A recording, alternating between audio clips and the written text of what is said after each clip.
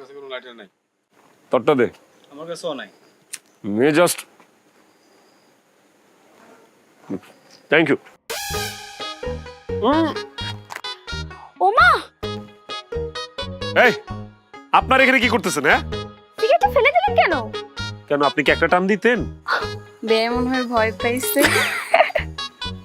এই আপনারা এখানে ঠাট্টা করতেছেন, ফাইজলামি করতেছেন।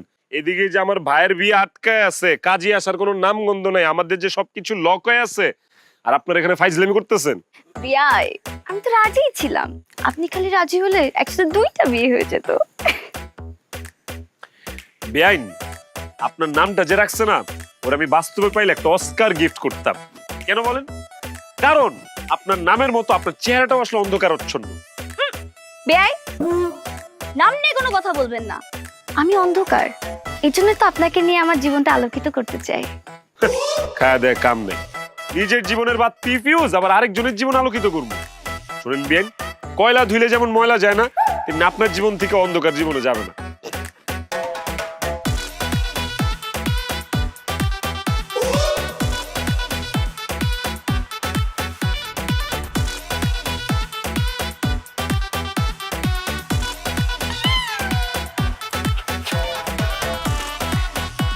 আরে কই যায়?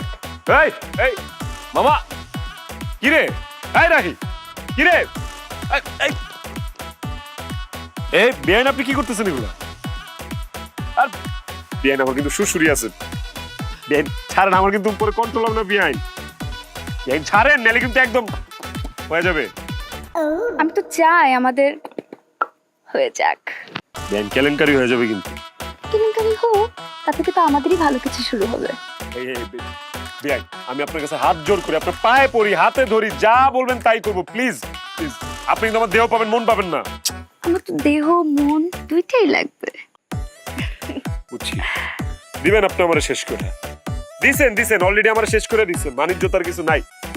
এই রাহি, ওই গেল শালা। এই রাহি, বিয়াই, হ্যাঁ? ওই ছেলেটা কি আপনাদের সাথে এসেছে? কে?